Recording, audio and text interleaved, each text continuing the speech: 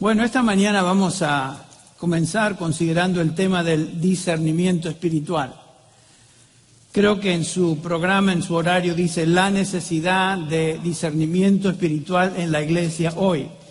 Obviamente es un tema muy importante, vital importancia para nosotros como cristianos y como miembros de la Iglesia de Cristo.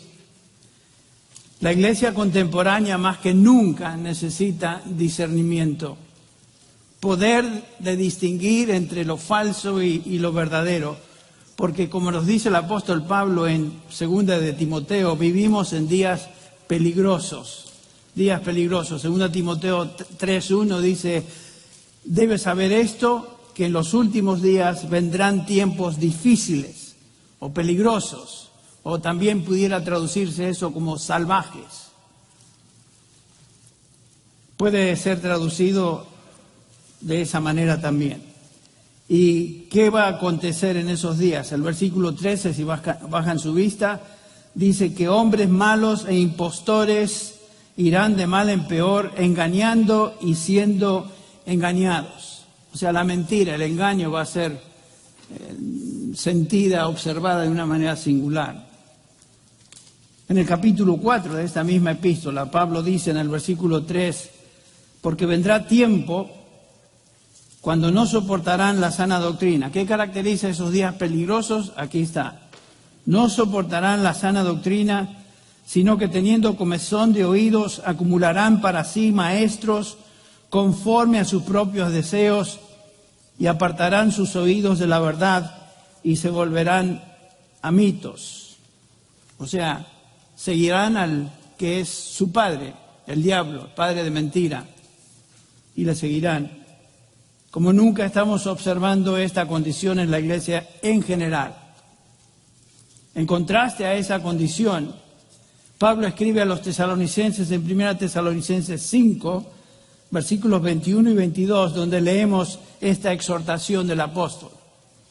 Antes bien, examinarlo todo cuidadosamente, retened lo bueno, absteneos de toda forma de mal. Ese es un llamado al discernimiento. Este es un llamado a distinguir entre lo falso y lo verdadero.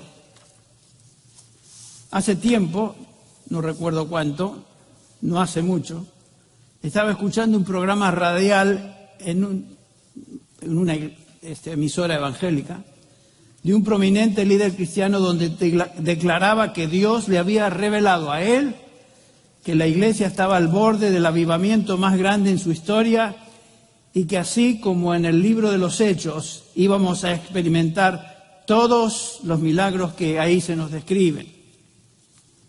Con el mismo tipo de tono autoritario, otros predicadores y profetas modernos afirman cosas similares.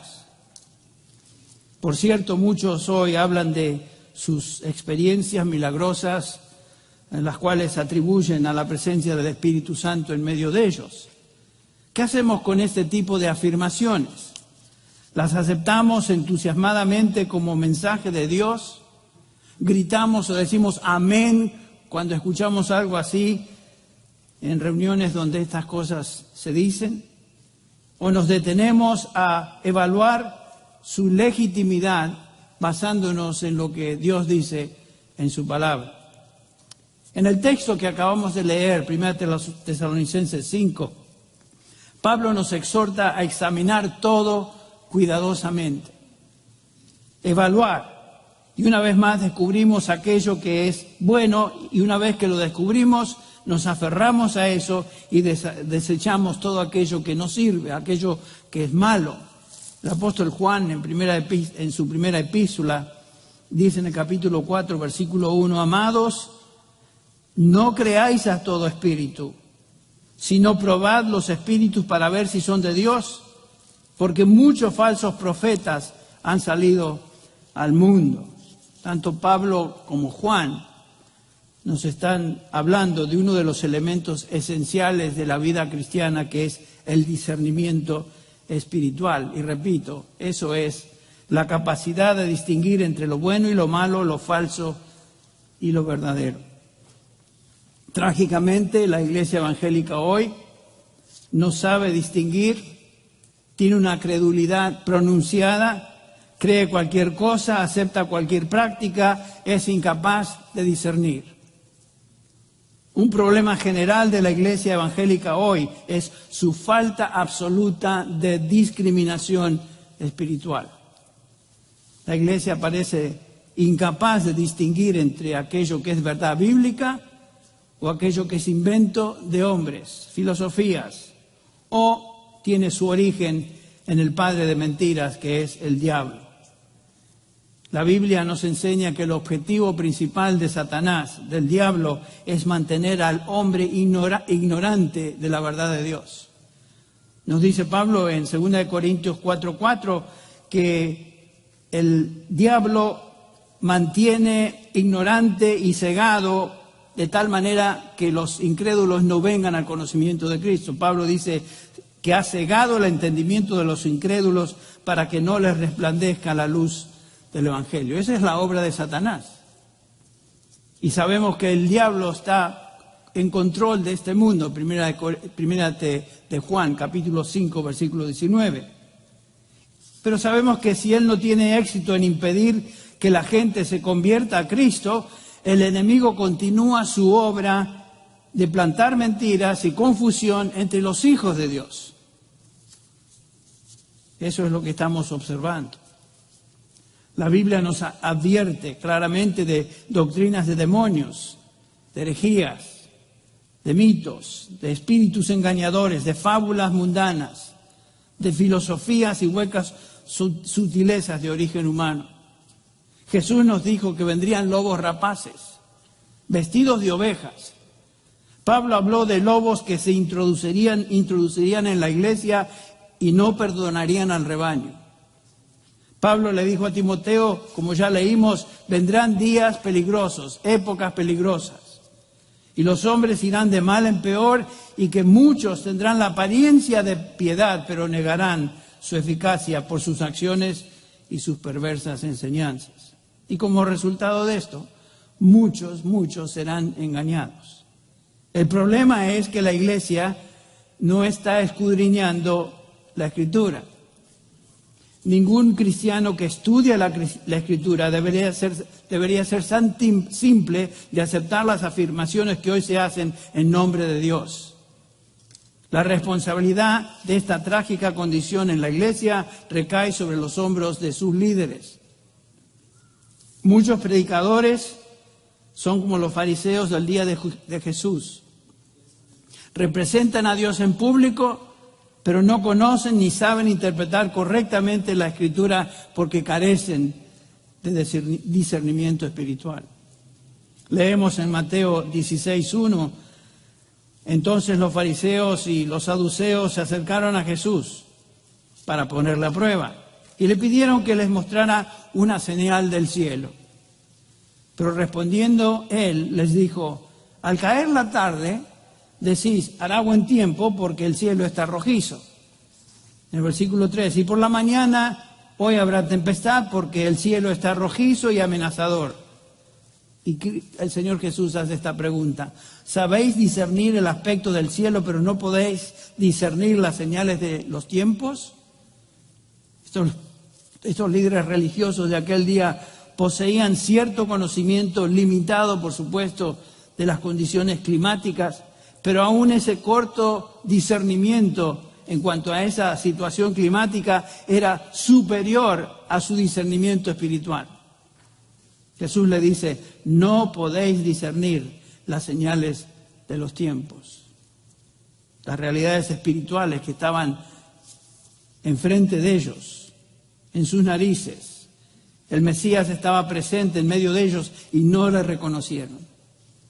Estos hombres tenían las Escrituras y deberían haber reconocido lo que éstas decían en cuanto al Cordero de Dios que habría de venir. Pero no fue así.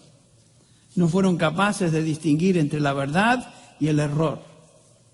El discernimiento espiritual, entonces, hermanos, es uno de los elementos indispensables para la vida cristiana, en la vida cristiana para nuestra madurez.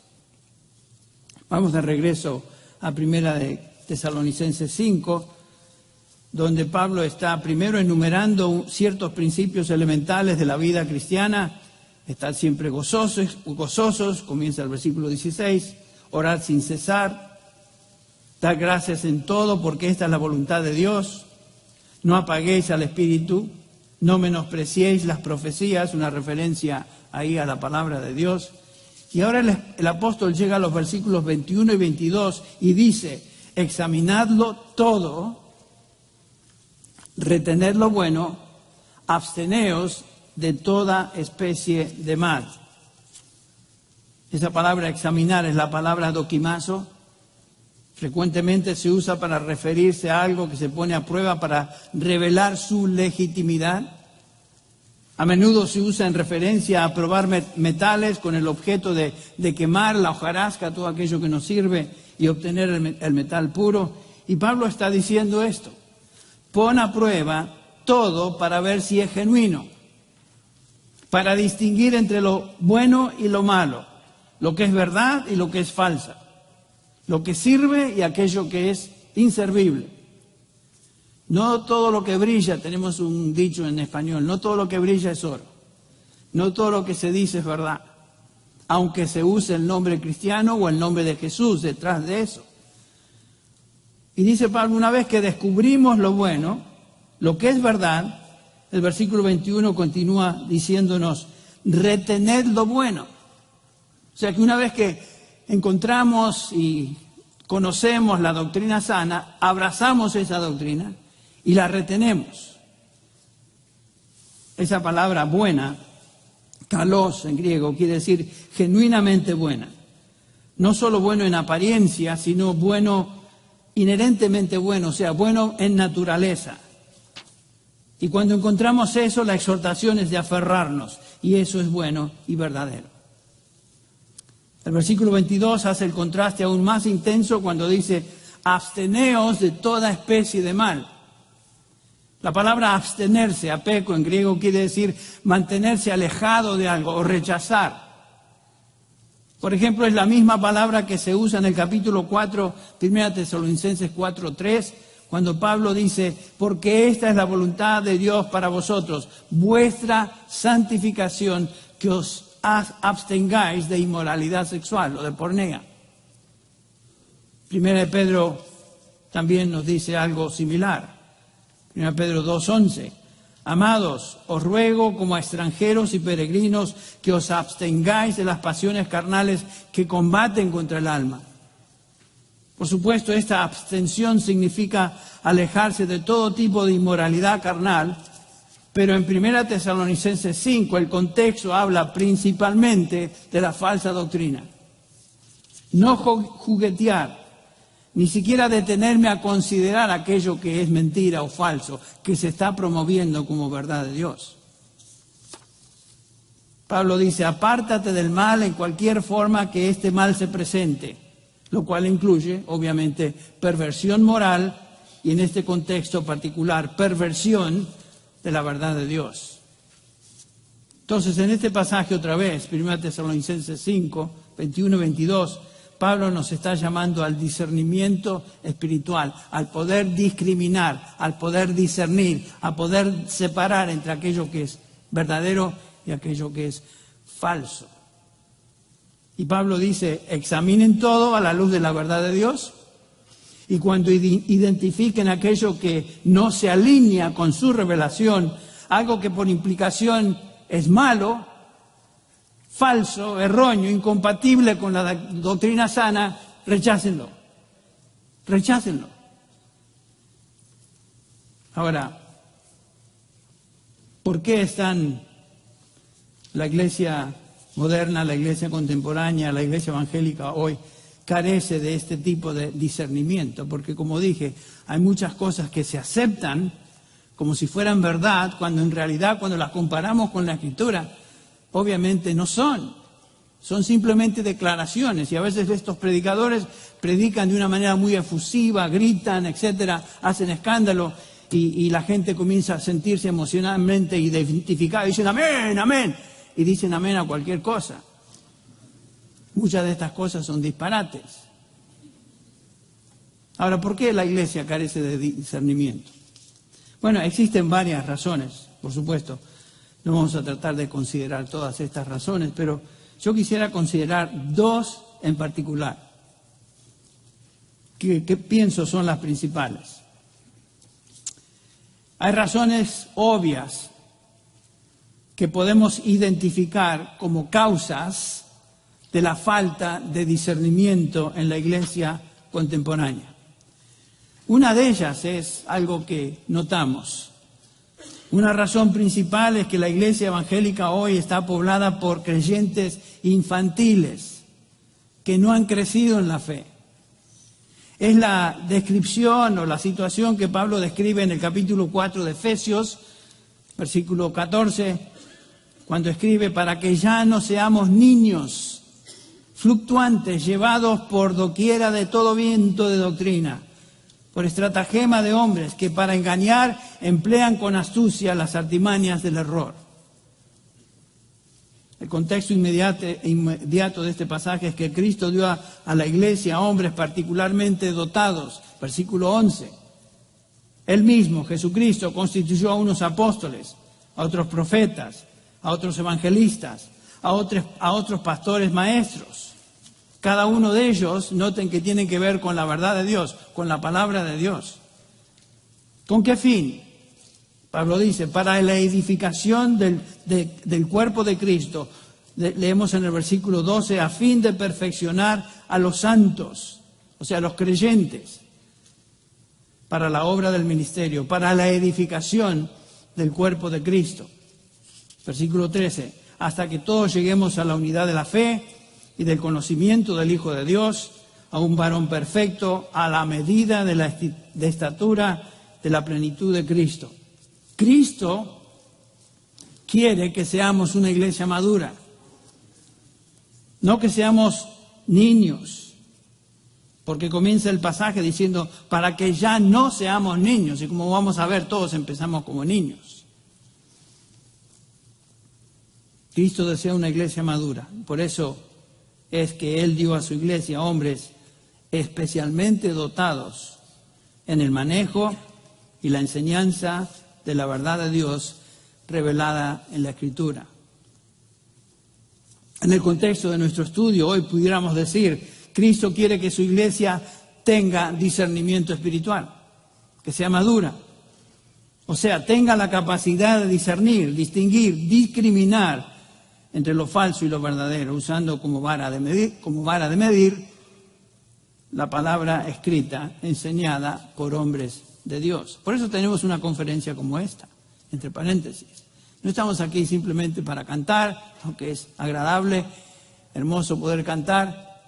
No estamos simplemente aquí para conocernos con otras personas, aunque eso, gracias a Dios, es una bendición que recibimos. Estamos aquí para entender la palabra de Dios, siendo enseñada por hombres que Él ha puesto en la iglesia para que lleven a cabo justamente esa tarea de enseñar, de exhortar, de predicar. En este versículo 14 de Efesios 4, Pablo dice que ya no seamos niños en nuestra fe. En un sentido real, este versículo describe la condición de la iglesia contemporánea. Es una iglesia, como dije, infantil, con las características de un niño y no de un hombre maduro. Ahora, es importante notar que en el Nuevo Testamento se nos enseña que todos y cada uno de nosotros comenzamos nuestra experiencia cristiana como niños. Todos venimos a la fe como niños. Y cada uno de nosotros nos encontramos en etapas diferentes de crecimiento. Cada uno de nosotros. Por eso el apóstol Juan, refiriéndose o escribiendo a los creyentes, dice en 1 Juan 2, 12 y 13, en primer lugar, les llama niños y después habla de jóvenes y después de padres, indicándonos, por supuesto, que en la iglesia existen estas tres etapas de crecimiento. Ser cristiano y haber creído en Cristo para salvación, haber nacido de nuevo, es solo el comienzo. Todos y cada uno de nosotros entramos a la vida cristiana como bebitos. No hay diferencia. La cosa es que no debemos quedarnos ahí como bebitos, como niños. Por eso Pablo dice, para que ya no seamos niños. Hubo un momento que fuimos niños, pero debemos crecer. Ahora, no importa si el recién convertido sea un hombre de prominencia en su vida profesional, médico, abogado, ingeniero, lo que sea, o un erudito en su rama de estudio, o un albañil. Todos comienzan de la misma manera, todos entramos como bebés y con las limitaciones de un niño, pero necesitamos crecer y madurar. La única manera de crecer y madurar es alimentarnos de la palabra de Dios.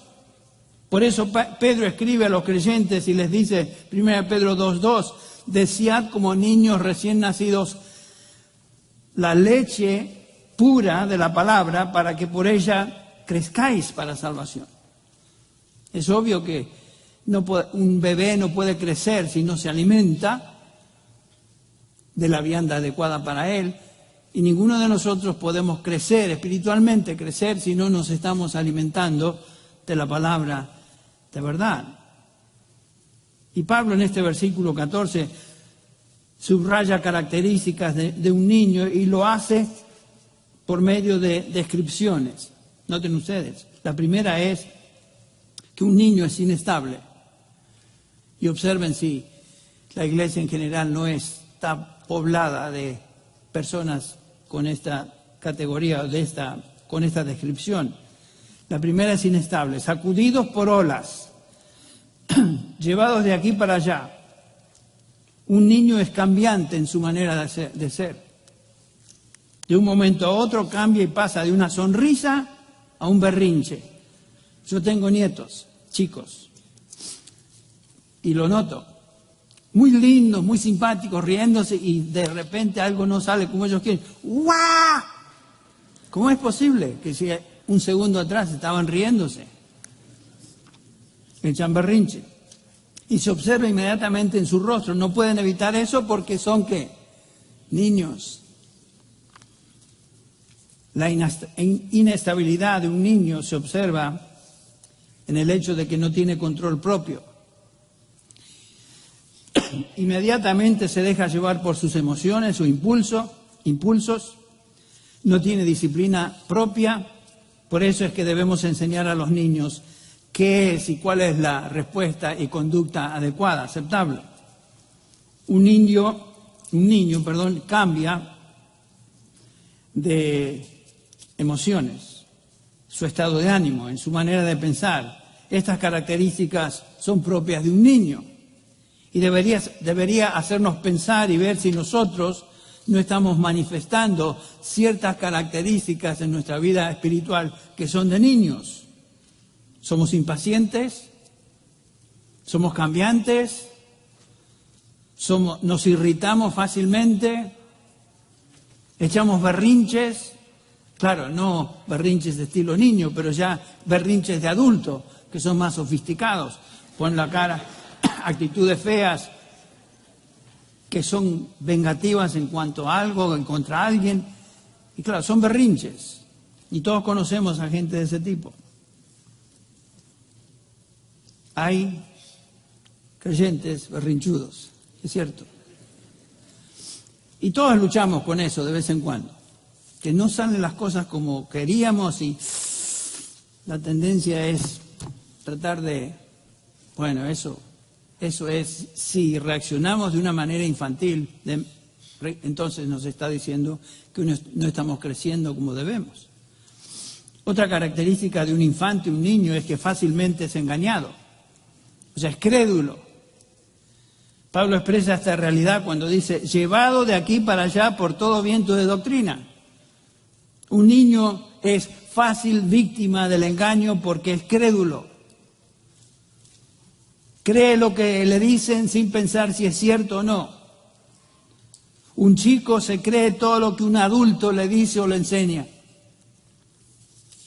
Esta característica era muy preocupante para el apóstol Pablo cuando escribe a las iglesias o instruye a las iglesias. Por ejemplo, en Colosenses 2:8 dice, mirad que nadie os haga cautivos por medio de su filosofía y vanas sutilezas, según las tradiciones de los hombres, conforme a los principios elementales del mundo y no según Cristo.